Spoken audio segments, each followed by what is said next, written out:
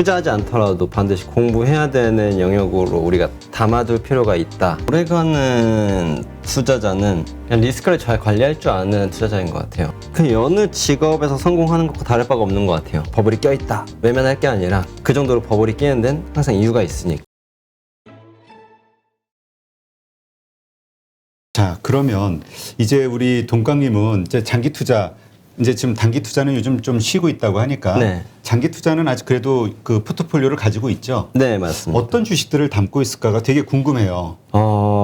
제가 그걸 다 설명드리면 그렇지. 이제 또 너무 이제 비난과 많은 이야기들이 왜? 네, 이제 이상한 주식까지 있어요? 사람들이 또 이제 막 저는 따라 사는 거 별로 안 좋아하거든요. 아. 이제 그렇게 갖고 있다 그래서 왜냐면 제가 이렇게 막 하고 많이 따라 사시잖아요, 실제로. 그래서 또 그렇지.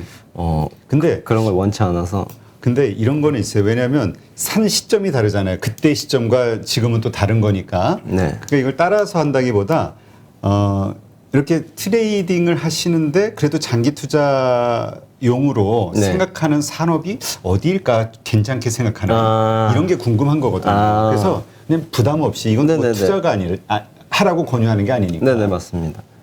그래서 사실 저는 많은 영역에서 요즘 실제로 유행하는 이 메타버스에도 관심 많고요. 이 블록체인의 이 크립토를 만드는 그 블록체인의 형태, 그런 기술들에 관심이 많거든요. 그리고 그런 걸 적용하는 어떤 뭐 그래픽 회사 혹은 뭐 CG 회사, 뭐 어떤 제작사, 뭐 이런 것들도 한 번씩 둘러보고 있었고, 요건 조금 더 이제 선진화된 이제 미래 성장 산업으로 많이 분류되는 것 같고, 사실 전기차를 저는 굉장히 좋아했던 시기가 벌써 한 5년 됐거든요. 아, 그래요? 네, 그래서 실제 5년 전부터 많이 투자를 했었고 성과도 났었는데, 요즘 전기차를 성장 산업이라고 이야기하면 좀 굉장히 지루해하는 것 같아요. 그치. 그 누구나 아는 거 아니야? 네, 뻔한 걸 얘기해. 그거 뭐 대단한 거야. 어차피 다 하는 건데 라고 하면, 저는 그 ESS라고 하는 에너지 저장 기술에 대해서 조금 더 미래에는 밸류에이션이 커지지 않을까, 약간 그런 생각이 들더라고요. 친환경을 친환경을 아무리 우리가 외치지만 친환경이 되려면 기존의 전통 에너지의 가격과 비슷해지는 시점이 실제로 친환경이 될 수 있는 저는 조건이라고 생각을 하는데, 그게 이루어지려면 에너지 저장 기술이 훨씬 더 발달되고 많은 걸 저장해둔다라고 하면 가격이 많이 내려오지 않을까, 이제 그런 생각을 하게 돼서 그쪽도 전망이 밝겠다. 이제 저는 요즘에는 이제 국내 기업 뭐 이제 해외 기업 전부 다 가리지 않고 그냥 쭉 보는 편인데, 대체로 성장하는 산업들은 그런 영역인 것 같아요. 이 메타버스 안에, 사실 메타버스라는 게 너무 큰 개념이라서 그렇죠. 많은 걸 포괄하고 있기 때문에 엄청난 산업들이 많이 더 이 가지치기처럼 탄생할 거라고 생각하거든요.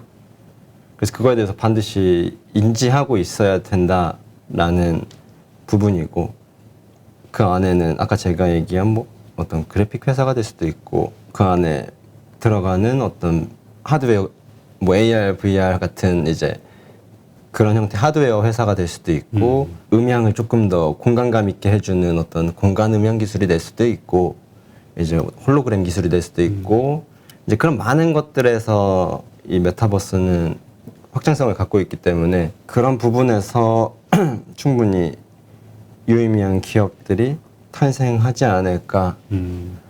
그래서 단순히 하나가 메타버스다라고 정의할 수 없다라는 걸 인지하는 게 가장 그렇죠. 이 메타버스의 개념에서 중요한 것 같습니다. 그러니까 그러한 성장주들을 담고 있다. 네. 근데 그런 성장주들은 뭐 요즘 최근에 메타버스 열풍 때문에 가격이 많이 오르기도 하지만 또 빠지기도 하고 이게 들쑥날쑥 하잖아요. 네. 어떻게 그냥 일단 사놓은 상태에서 계속 뭐 이렇게 우리 좋은 말로 하면 리밸런싱 혹은 네. 뭐 고가 매도 저가 매수 뭐 이런 식으로 뭔가 계속 계좌를 관리해요. 저는 옛날처럼 그렇게 관리 많이 하지 못하고요. 그냥 사면 계속 사요. 계속 사 모은다. 네. 조금씩 계속 사고요. 많이 좀 올라도 또 사 모으고 네. 자기 원칙대로 네. 한 달에 한 번 날일이 됐든 네. 그래서 가격과 상관없이 산업의 성장성과 같이 간다라고 전제하고 사는 거기 때문에 지금 이런 큰 포트폴리오의 영역은 1년, 2년 뭐 그런 게 아니라 그냥 계속 들고 가는 거거든요. 근데 이제 과거에 그러니까 요즘 시대 전기차 느낌이 돼버리면 이제 전 조금 파는 기준이 되지 않을까. 아, 모두가 좋다 이렇게 할 때 네. 알고 네. 그 몇 개의 기업만 이제 집중 조명 받잖아요. 그렇죠. LG화학이나 뭐 삼성 SDI처럼 전기차 안에서 우리가 생각했을 때 바로 직관적으로 요 하나 두 개로 뭔가 성립이 되는 시점이 되면 항상 큰 버블이 저는 조금 생긴다고 생각하거든요.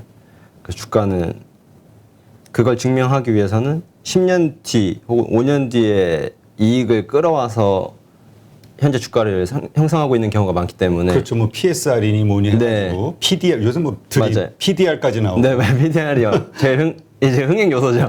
그렇죠. 아니면 주가를 설명할 수가 없거든. 네. 그래서 그런 부분에서 그런 시점이 오면 아마 좀 정리하고 이제 그런 영역이 아닐까. 근데 지금 그 말씀하신 메타버스라든가 무슨 NFT라든가 관련된 블록체인이라든가 네.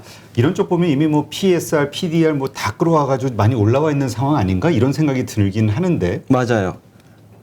그래서 전 실제로 메타버스에 관련주를 들고 있다고 생각하는 게 들고 있지는 않고요. 아, 네네. 단순히 성장 산업에 대해서 관심을 갖고 살피고 있다. 네. 그래서 실제로 사고 있지는 않습니다. 그래서 그러면 관심을 갖고 보고 있다라는 거는 언젠가 뭔가 살려고 지금 하는 거잖아요. 알아놓고 있는 거니까. 네네. 그렇다면은 그 어떤 계기가 됐을 때 다시 살까요? 메타버 뭐 아까 이게 뭐 여러 다른 산업들은 이제 뭐 매달 이렇게 분할 매수하겠지만 네. 메타버스는 아직은 지켜보는 중이다. 네. 그러면 이거와 관련해서 언젠가 또 살 수도 있잖아요. 네. 어떤 상황이 됐을 때 살까요? 조금 점유율이 약간 독점적으로 보여지는 형태에서 기업이 탄생한다 그러면 예를 들면 미국으로 치면은 그 유니티라는 프로그램을 그렇죠. 유니티 소프트웨어. 네 이제 물리 엔진을 뭔가 장착해서 보여주게 구현하게 해주는 뭔가 그런 소프트웨어라고 하면은 살 것 같거든요. 그리고 그런 영역에서는 아주 많은 이제 기업들이 탄생할 수 있는 그렇죠. 시점이라고 생각이 들기 때문에 그런 기업들이 눈앞에 보여진다라면 주저없이 투자를 시작하지 않을까. 그러니까 옥석이 좀 가려지고 나서 네. 거품이 좀 거치고 나서 네, 지금은 노이즈가 굉장히 많은 시장이고 물론 실제로 그 안에는 좋은 개념들이 많이 섞여 있는 회사들도 있지만 본질적으로 독점이다 혹은 이제 그게 너무 강해서 아무도 못 따라와 이런 회사들은 몇 개 없기 때문에 그런 회사들이 더 많이 싼 가격으로 보여진다면 공격적으로 더 많이 사볼 의향이 있습니다. 네, 그렇군요. 자, 그러니까 이런 어떤 판단을 내리기 위해서는 우리가 정보도 잘 열심히 모아야 되겠지만은 네. 가치도 알아야 되잖아요. 아, 이게 진짜 정보. 아, 요게 이러한 사라는 신호를 주는 정보구나. 이거는 아니구나. 아직 멀었다는 네. 정보구나. 네. 이런 가치 판단을 어떻게 할까요?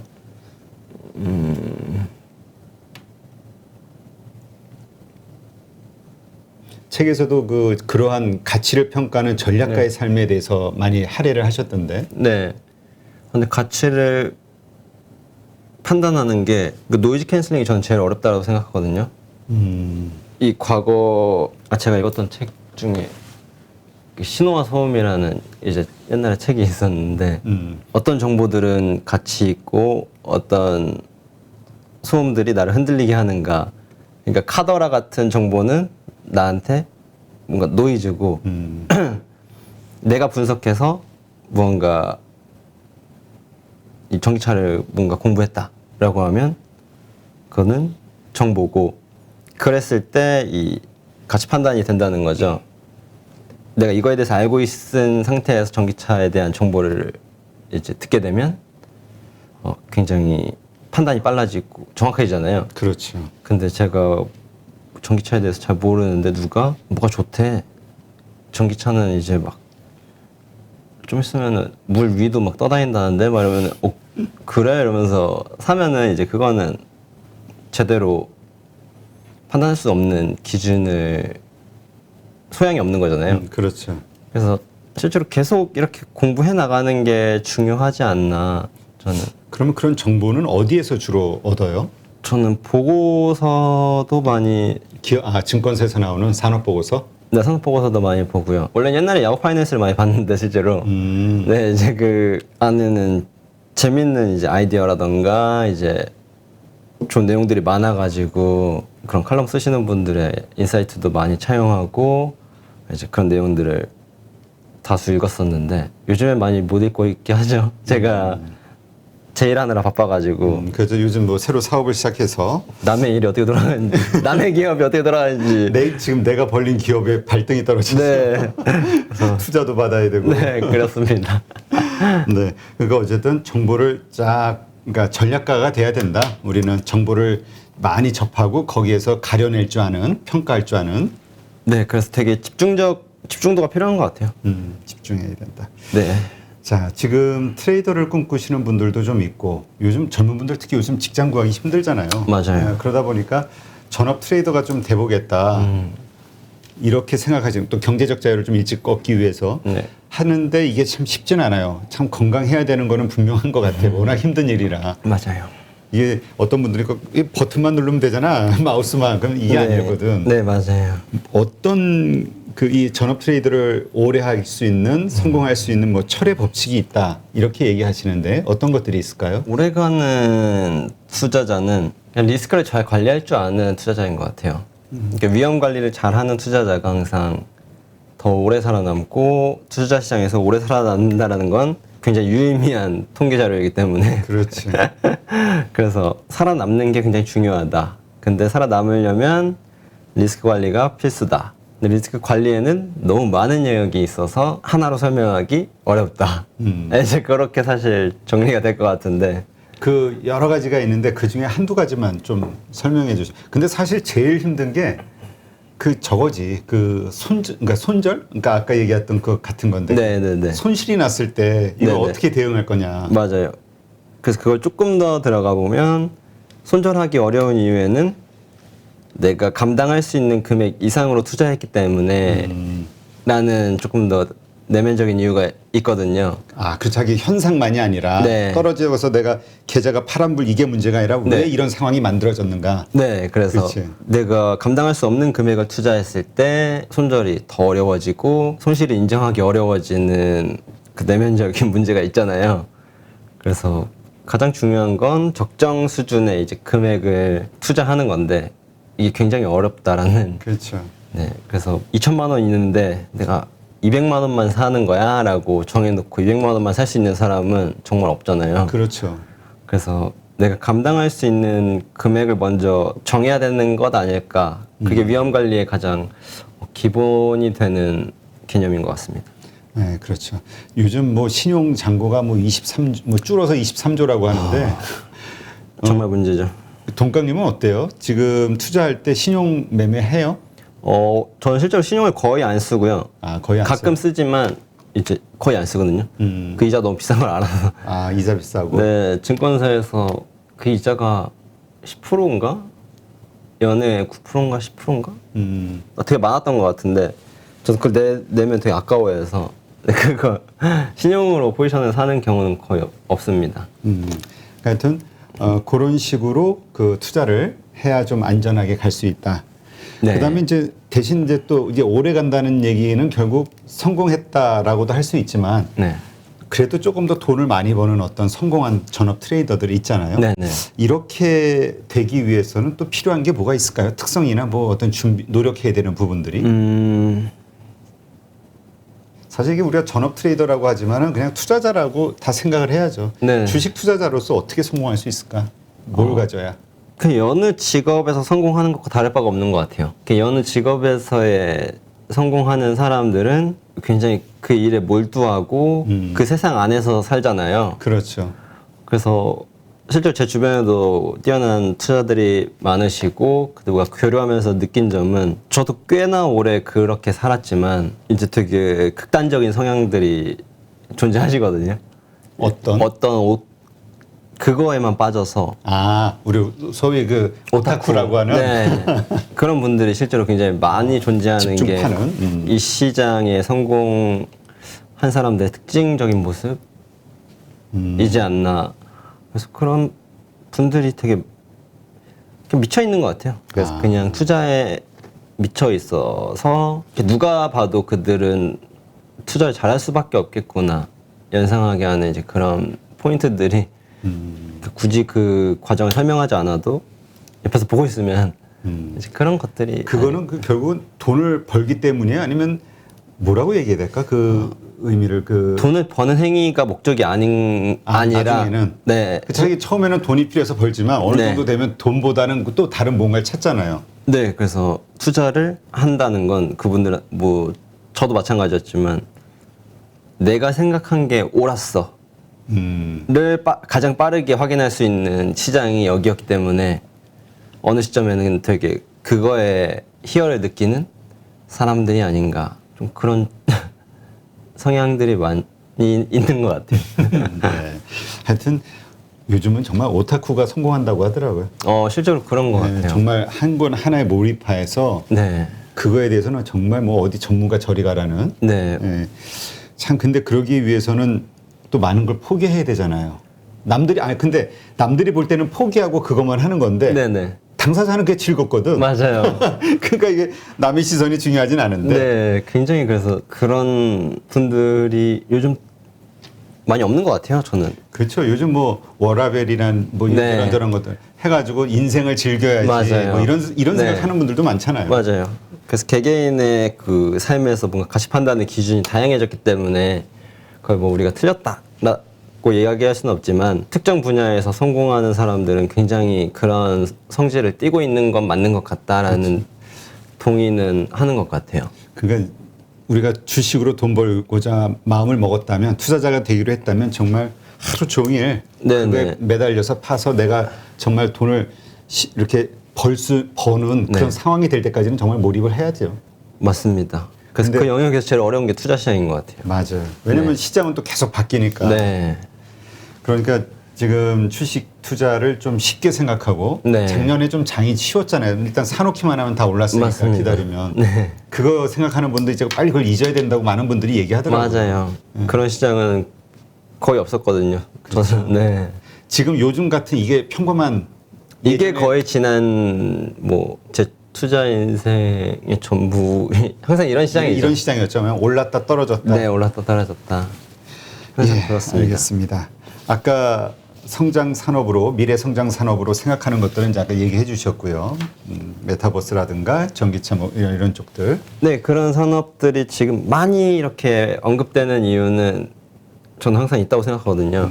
그렇죠. 네, 그래서 시간이 지나면 또다시 주목받게 되는 시점들이 또 다시 오고 이제 그런 사이클들이기 때문에 투자하지 않더라도 반드시 공부해야 되는 영역으로 우리가 담아둘 필요가 있다라고 안내해드리고 싶네요. 네. 그렇죠. 언젠가는 다시 그 분야에서 투자할 기회가 올 수 있으니까. 네, 그랬을 때 빨리 판단하려면 저희가 지금 막 이렇게 사람들이 다 옹호해서 버블이 껴있다 외면할 게 아니라 그 정도로 버블이 끼는 데는 항상 이유가 있으니까 그렇죠.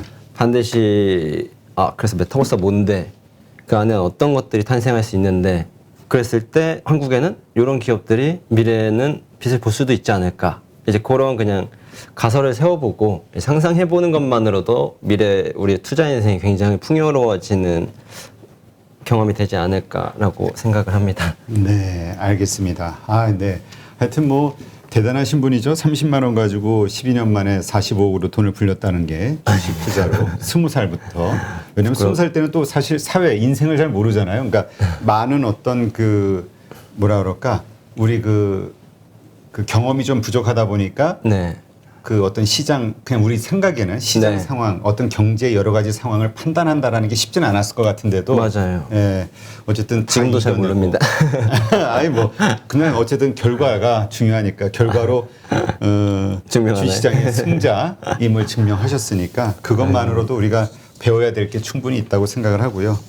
네 오늘 개장 전 아직 켜지지 않은 모니터 앞에서 책을 쓰신 우리 동강 강민우 대표님 새로 사업을 시작하셨기 때문에 최근 투자자 예, 길에서 더 나아가서 예, 투자를 시작하셨기 때문에 사업을 대표라고 일단 불러드릴게요. 아니에요. 저자님, 오늘 책으로 했으니까 네, 저자님.